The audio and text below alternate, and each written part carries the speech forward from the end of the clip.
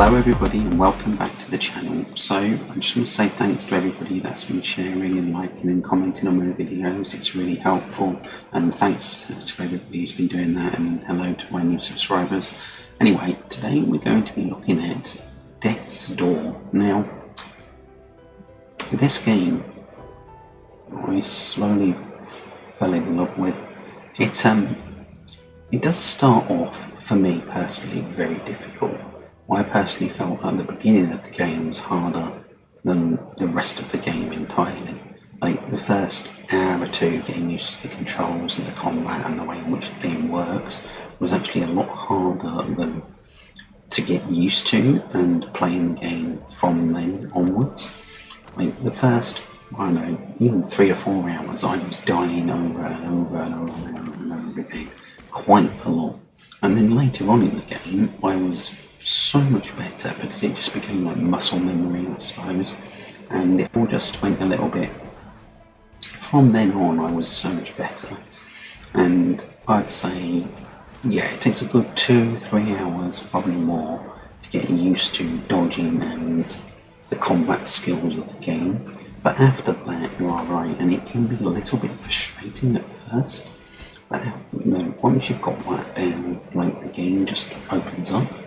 And I did think at first that maybe it was because I had bought some of the other weapons, or I had increased my agility and dexterity and different abilities, but I don't know whether it is that or not, or whether it was just because I generally got better. As the game progressed, I got used to the controls a lot more, and that was it. Now I have some early gameplay here. I had just started playing it again with the trophy for beating it with an umbrella, which was just annoying.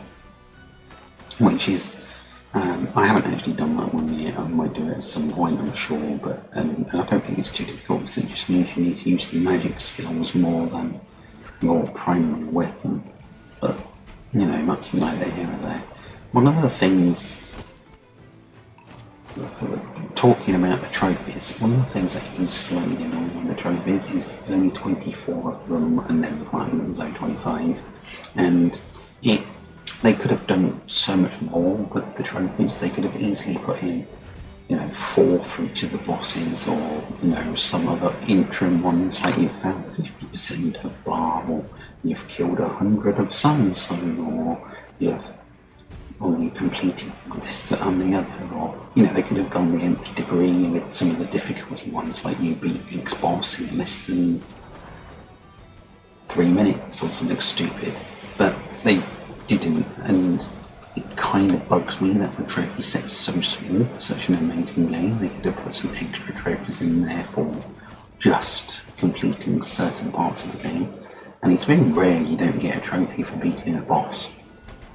But in this you don't get any trophies for any of the bosses. There's no normal poor bronze trophies for just completing the boss. It's like, okay, where's the trophy? And you don't get one. Which I just found slightly annoying. Maybe that's just me. But they could easily have put 40-45 trophies in this game without even trying, and they've got 25, and some of them are just annoying, like completing the game and only using the umbrella for one. Like, yeah, fine, it's same not to Resident Evil, but it's still annoying. But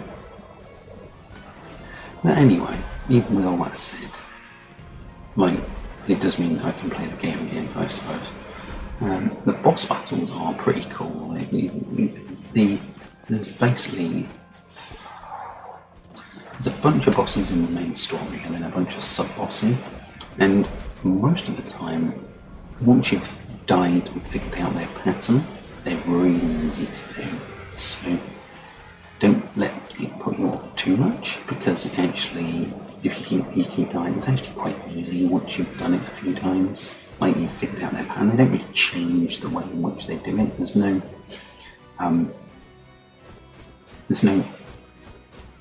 randomness to how the boss behaves. It's a flow of, it's this part, and this part, and then this part, and then he's dead.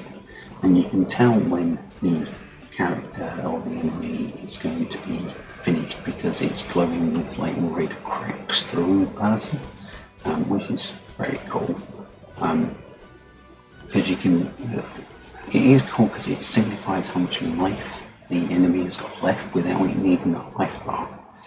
But it does mean that you probably will get to the point where you're probably one hit away from killing them and you die.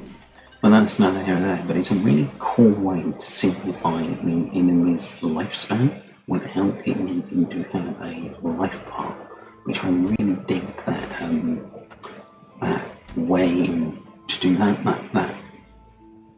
really cool, right? That direction, maybe? Not really direction. What's the word we're looking for? I don't know. But I really like that gameplay choice to signify the enemy's lifespan. Like I say, it was really good. Now, the game's littered with these cool puzzles, and they generally take a little bit of time to figure out, but most of the time you can do them without much difficulty, and they're generally to open up either continuation of the game or secret areas. Like one of them opens up this sub-boss here that we've got, which allows you to strengthen your skills. So there's a bunch of sub-bosses based on the 4 different magic potion spells, and they allow you to increase those abilities to be more damage on top of the leveling system that's from the main game as well. You can get these, which increases the ability as well, which I found quite cool. They're not that hard, these sub-bosses. I found one of them, I think it was the one for the arrow move, the most annoying of the 4, but apart from that, it was pretty much solid. For the other 3, I was done with minimal effort, which was okay. Again, like maybe it was because I was getting more used to dodging and just generally better at the game, maybe, I don't know. But I tell you, I'm not going to spoil anything to do with the story, but the story in general just hits you like a freight train, and it's like, wow, I wasn't expecting that. So do you want, if you're going to play the game, that it's not for the faint at heart, let's say that, and it has certain areas where you just think, wow, But apart from that, the game's really enjoyable. It's fun. It's got a great story. The graphical style is amazing. It's got everything that you kind of expect from a dungeon crawler like this, but it just has that extra spark because the story is so goddamn good, and that's what makes the game just so special, if that makes sense. It has a way about itself where you're not just playing the character, you actually feel like you've got some sort of relationship to the character, which is crazy when you're just playing as a crow. You wouldn't expect that. And obviously the enemies' variety through the game is pretty spot on. It's really well done. Like, each of the areas has its own kind of set of different enemies. So there's like probably 1, 2, 3, 4, 5, and about 8 different areas, or 8 different level area type things. And they all kind of have their own character style or enemy style in each of the areas, which is really well done. And then obviously the secret areas in all of them as well. You need to go and find all of the special shiny things for the trophy, and there's all sorts of other areas where you just, it adds together. Now, it did bug me that this game doesn't have a physical copy yet, but it is coming out, so I will be getting it probably for the Switch, as I've already got it on the PlayStation. I might buy it on the Switch for the physical version. But The general game is just so good, and it's up there in one of the best games I've played this year, indie-wise. There's no way around the fact that they've knocked it out of the park, basically.